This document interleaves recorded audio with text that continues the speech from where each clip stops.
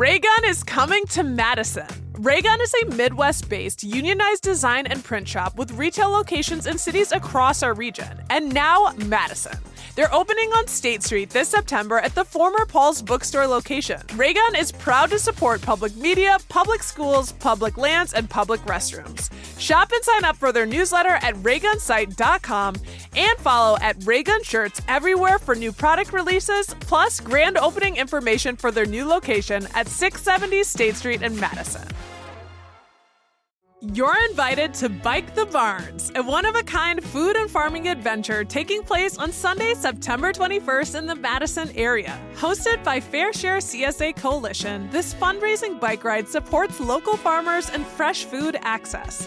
With fresh farm foods and drinks, live tunes, and farm tours at each stop, plus all skill levels are welcome because it's a ride, not a race. Spots fill up quickly, so register today at csacoalition.org and pedal together for fresh food for everyone. This is CityCast Madison. I'm Bianca Martin, and here's what Madison's talking about. Today, how much do you know about the UW-Madison Sterling Hall bombing? Yesterday, August 24th, marked the 55th anniversary of the infamous anti-war attack on the UW campus that shocked the city. The 1970 bombing killed a physics researcher and caused millions of dollars of damage. Joining me today to talk about it is distinguished oral historian in the UW Archives, Troy Reeves. Troy, thank you so much for coming on. Thank you, Bianca, for having me.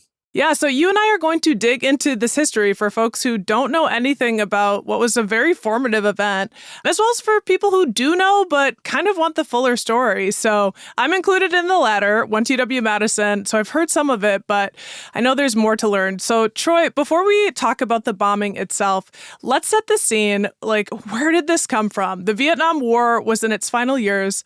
What was the attitude of anti-war protesting at the time in Madison and on the UW campus? So I like to say this was during the very, very hot period of protest on campus. Really started with the Dow demonstration or riot. Dow Chemical. Yep, you get to be involved in this and you understand that words matter to people, what things are called. So October 1967, that marks one of the first times, if not the first time, that tear gas was used on campus anywhere, not just in UW-Madison, and really marked, at that point, almost 3 years of not daily, but certainly protests that would wax and wane throughout the course of those 3 years, culminating at the end of the spring semester 1970, when President Nixon came on the air to say that he was bringing the war into Cambodia, and then also the weekend that Kent State and Jackson State happened, where students were killed on both of those campuses. So there were firebombs on campus for, if not a weekend longer. Spring semester finals were canceled. And then there was this calm, as there are on college campuses in the summer when everybody leaves. And that calm ended on the morning of August 24th, 1970. Yes. So 15 years ago, to commemorate the then 40th anniversary, you and a team at UW Libraries conducted an oral history project.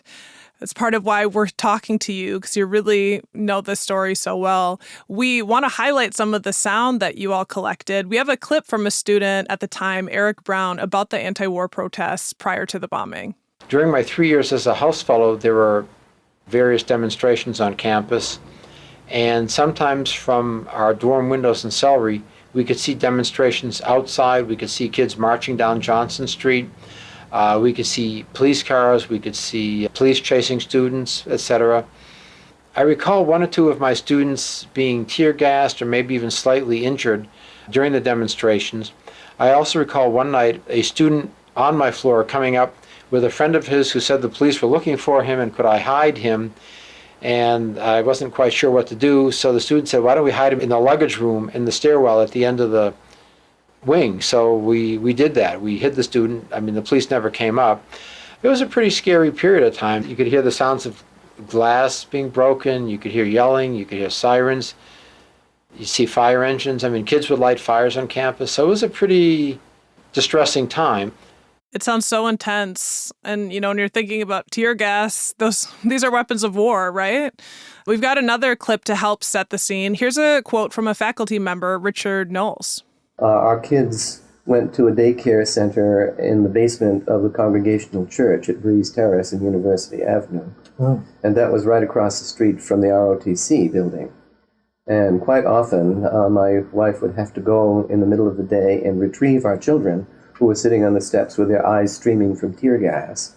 They came to think that the word student was a dirty word because the students had caused this to happen. So, you referenced that morning. Let's talk about what happened that early morning on August 24th, 1970. Sure. So the New Year's Gang, that's what they called themselves. That's Dwight and Carl Armstrong, Leo Burt, and David Fine, had stolen a van, had procured enough ammonium nitrate fuel oil, and I think a little bit of dynamite too, packed the van full, learned how to make an explosive, which this is pre-internet, so you can't just, Google that, drove up to the side of Sterling Hall, lit the fuse. David Fine called the cops, and I believe that the quote was, "Hey, pigs, we're bombing Sterling Hall," got in the getaway car, drove off, and I don't exactly remember how long before the bomb exploded. And remember that night of August 23rd, morning of August 24th, classes hadn't started yet. So this is a very quiet time on campus. I want to say here that one of the things they've said, by they, I mean the New Year's Gang, was that they chose that time because they thought the building was not going to be occupied. There were always people in that building. Physics and astronomy were doing 24-hour experiments. There were always people in Sterling Hall. So regardless of when they were going to set the bomb, people were going to be affected. Also, by the way, Sterling Hall is on North Charter. So anyone who's been on campus, it is a little bit like right off of University, North Charter, just as a little context. That building wasn't chosen randomly. Like, why Sterling Hall? Why was that the target? Right. So inside Sterling Hall was the Mathematics Research Center. And this is, again, where words matter. The Mathematics Research Center was funded by the U.S. Army. Basically, the Army was funding mathematics research centers to try to do experiments for the Army to do their job better. The mathematicians want me to call it the Mathematics Research Center. But since it was funded by the U.S. Army, the shorthand became Army Math. Students called it Army Math. People knew Army Math was on campus. They knew the reason why. There was an expose in the Daily Cardinal about Army Math. People wanted Army Math off of campus. And so the New Year's Gang decided, I can't really speak for them, but from what they did, it apparently decided that the only way to get rid of Army Math was to blow up Sterling Hall. The irony is that the van was on one side of the building, Army Math was on the other side. Army Math had to move, but Army Math, I don't think, ever lost a day of work, so to speak, whereas the physics and the astronomers that were right beside the bomb lost lifetimes of research. But that is why Sterling Hall was chosen by the New Year's Gang. Right. Well, we have more sound, so I want to play a quote from the student we heard earlier, Eric Brown, talking about the explosion. All of a sudden, there was this huge explosion, which we could easily hear on Breeze Terrace. It just shook our house, it shook the windows. We didn't know what had happened, and we ran out to the front porch. It woke all three of us up, and we saw these huge flames leaping into the air from Sterling Hall. One of my roommates got in his car at 4:45 in the morning and drove to campus, and he came back and he said, well, they finally did it, meaning they finally blew up the Army Math Research Center, which is what they were trying to do. You noted that they intentionally chose early in the morning, trying to avoid hurting anyone, but someone was in the building. Robert Fastnacht, a physics researcher, was killed in the explosion. Who was Robert? Yeah, Robert was a postdoc doing postdoc work in physics, and so was part of an experiment that was going on in physics. And he was not the only one in the building. There were 5 other people in the building. Another one who was doing part of ongoing experiments, David Schuster. Roger Whitmer was an undergrad, I believe, who was a tech. And then there were 3 others who I should have their names off the top of my head, but I don't. But there were 6 people in the building when it exploded, and Robert Fastnacht, they figure, was killed instantly. 4 of the 5 walked out of the building. One even walked out of the building and came back afterwards to tell the police and the fire that, hey, I was in the building. David Schuster was the only one that the rubble had pinned. And so he was the one who was the last person pulled out alive. And so did the others incur serious injuries? Norbert Sutter was a security guard. From what I remember, his injuries were not as severe as Schuster's, but pretty severe. I think the other three, minor injuries, if any, at most. So what was the damage to the campus? Can you paint that picture for us? Sure, I can certainly try. So I think there were at least 24 buildings that were directly affected, including some greenhouses. I don't know, those of you who have walked around campus behind Sterling Hall, there's some greenhouses. Greenhouses are mostly made of glass.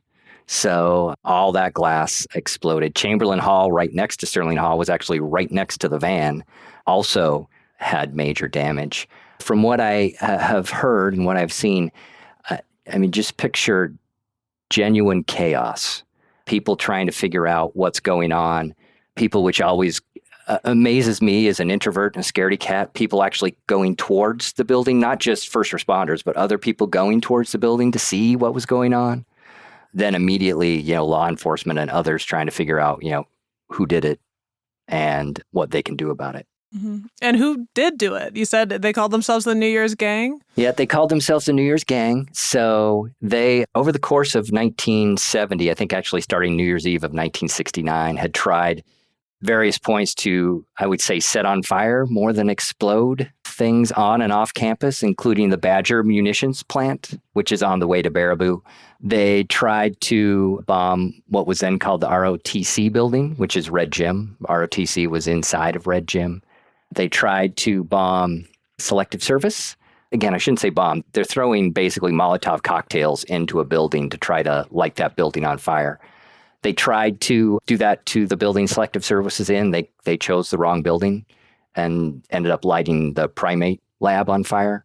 So they weren't very successful until they were. And when they were, again, successful is a relative term here. But once they finally decided to go for it all, so to speak, by getting that much ammonium nitrate, fuel oil, and dynamite, they really did a number on campus and the buildings around campus. And was that all in the name of anti-war efforts?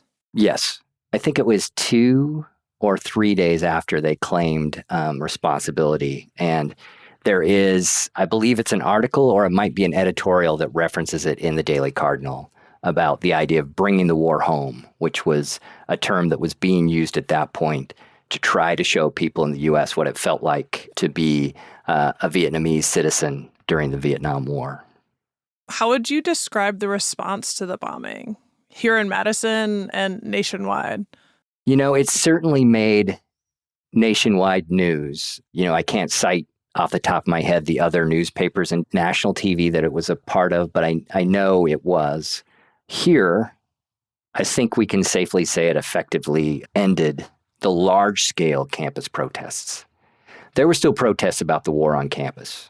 As you probably know, this is a campus that has a rich protest history, student demonstrations, student protests. So there still were. But with the rare exception, the protests were in the hundreds and not in the thousands, or in the dozens and not even in the hundreds. Because there was a crackdown, or people were afraid, like, hey, this has gone farther than we want to be involved in? How would you describe it? Right. I would describe it more as a self-imposed crackdown. And some of our oral histories talk about that too, where people certainly wanted the war to end and certainly wanted us out of Vietnam. But the idea of bombing our own students and staff and bombing a building, people felt was not the right way to do it. So I think most people just stopped going to protests because of that.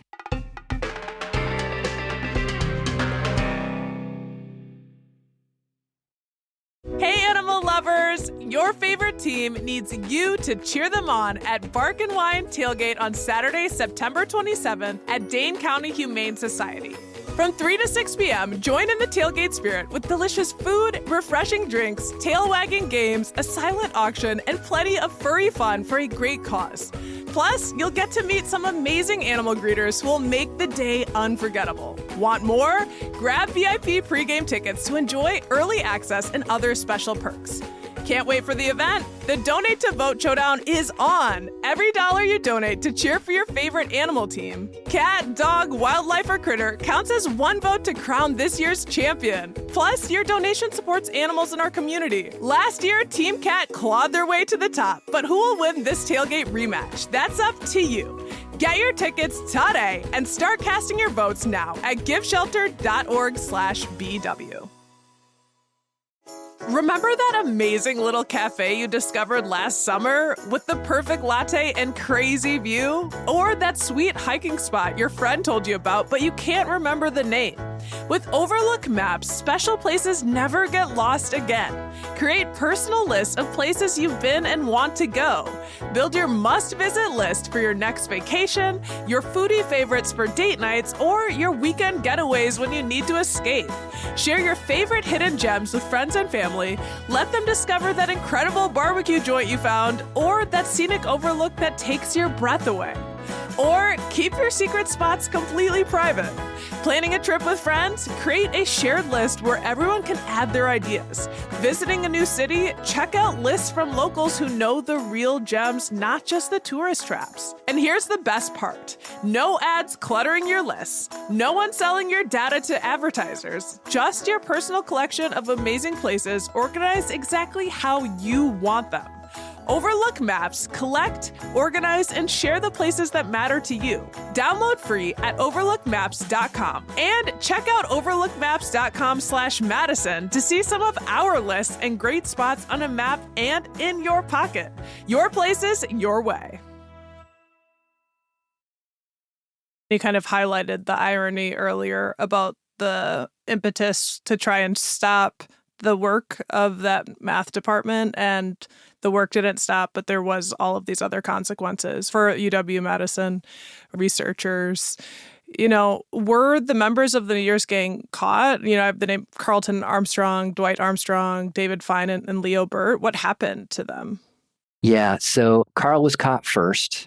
There's a great moment in the book Rads, written by Tom Bates, where the four of them actually meet up, although they left separately. They meet up in Toronto. They may not meet up exactly in Toronto, but David Fine and Leo Burt are in a safe house in Toronto. The Mounties, the Royal Canadian Mounted Police, raid that safe house. They hop out the window, run down the alley. One turns left, one turns right. There's not a documented sighting of Leo Burt ever again. They do catch Carl Armstrong first. He is extradited. He pleads guilty, but part of the plea, he wanted a sentencing hearing. And so it's really the sentencing hearing that allows people to put the war on trial. Dwight Armstrong and David Fine both make it back over the border without getting caught, but eventually get caught in the U.S. They're basically all out of prison, I believe, by the late 70s.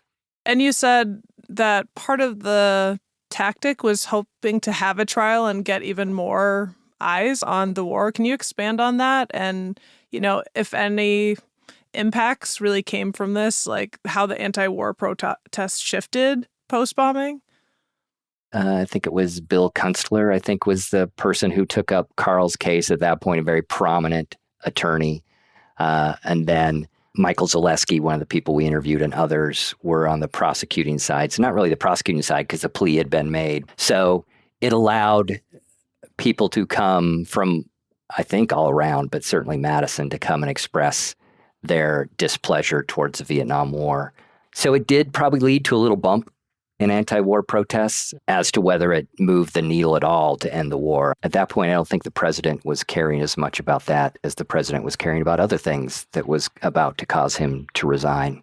We do have another clip. Here is a grad student at the time, Paul Sondel, reflecting on the bombing. I had been involved in several anti-war rallies where a very small component of the people that were involved allowed themselves to emotionally be swayed over by a mob violence sort of an attitude, where there would be a crowd of people marching down the street protesting why we have to get out of this war. and from out of nowhere, someone would have a brick going through a window. No good purpose to do that. Clearly, there were some people who were very impressionable and open-minded who somehow thought that taking that step of violent civil disobedience was what it was going to need to take in order to have the correct end result.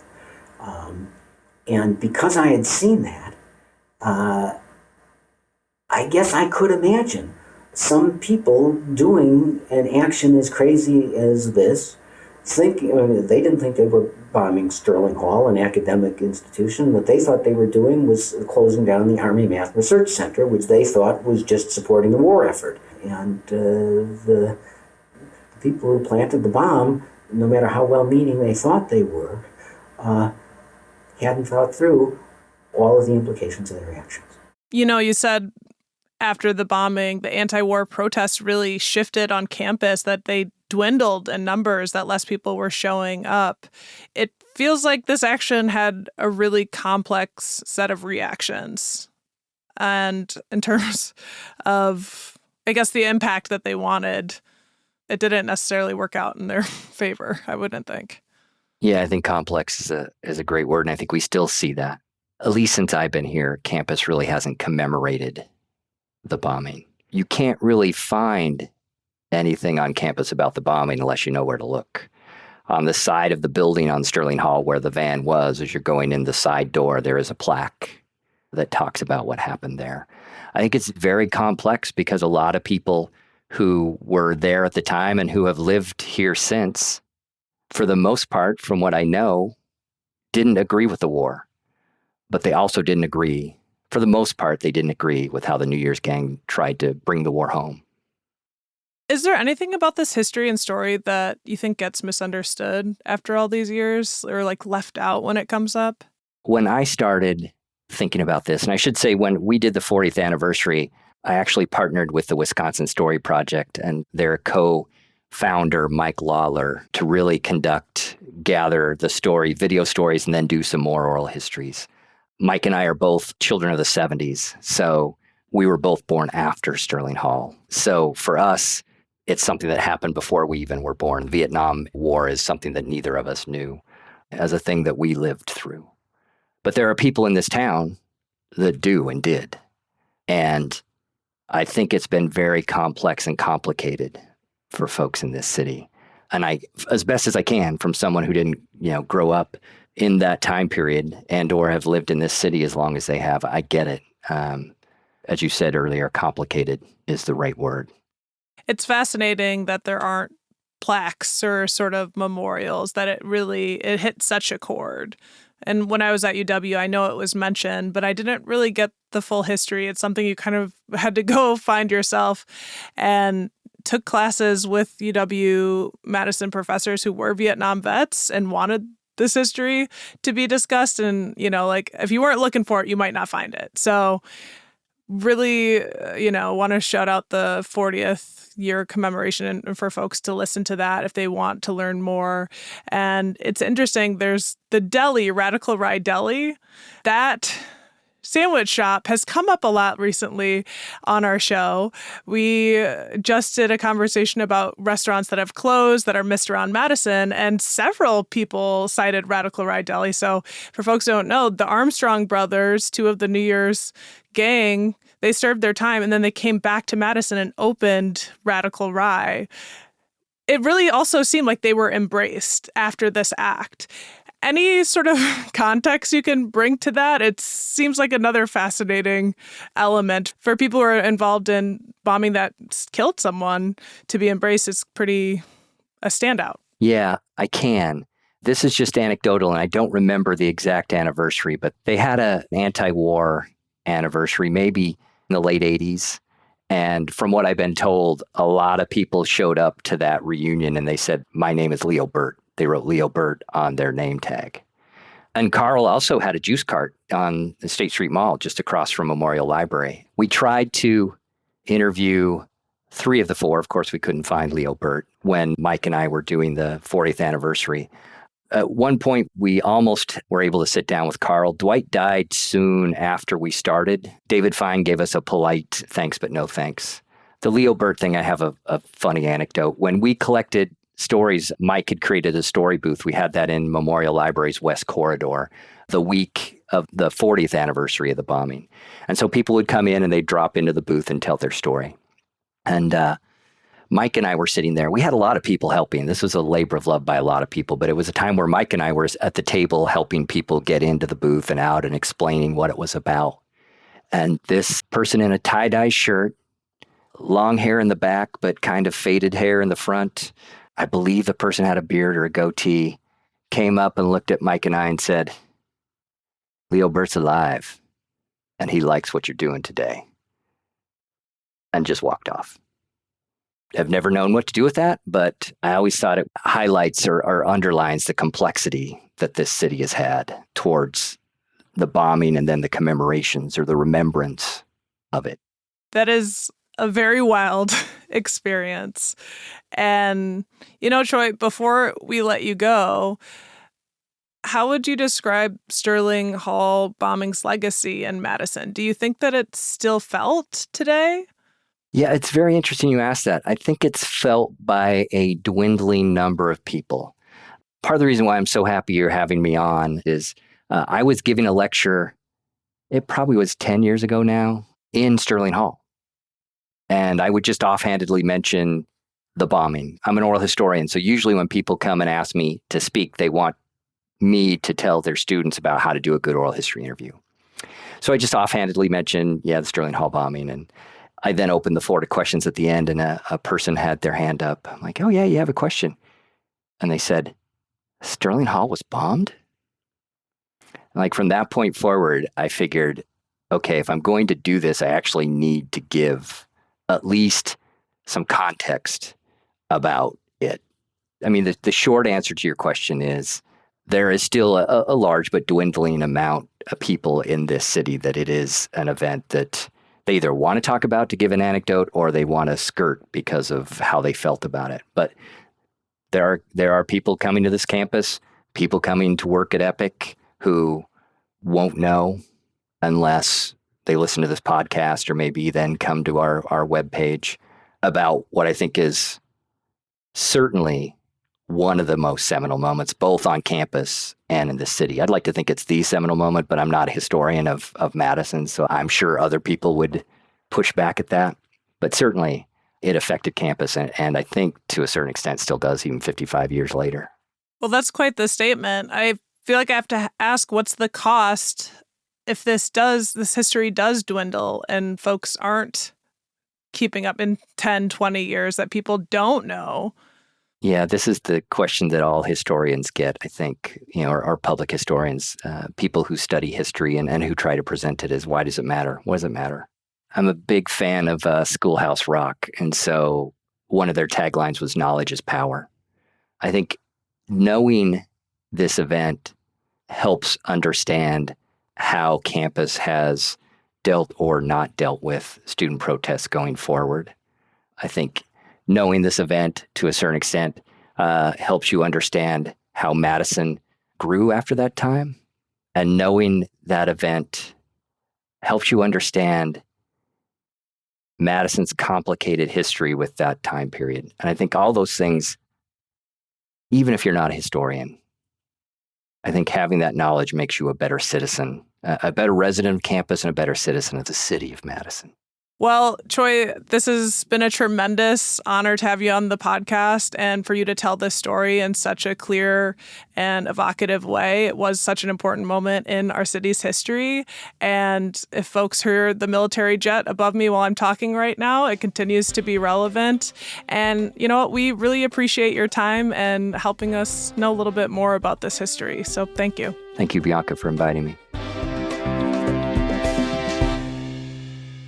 That was Troy Reeves, oral historian with the University Archives. If you want to check out their oral history on the Sterling Hall bombing that they made to commemorate the 40th anniversary, we highly recommend that. We've got that linked in our show notes.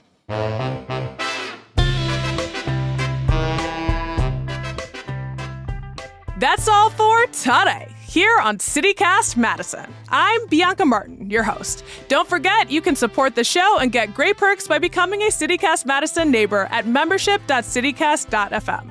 And if you enjoyed today's show, why not share this episode with someone who cares about preserving history? All right, we'll be back tomorrow morning with more stories from around the city. Until next time, please take good care.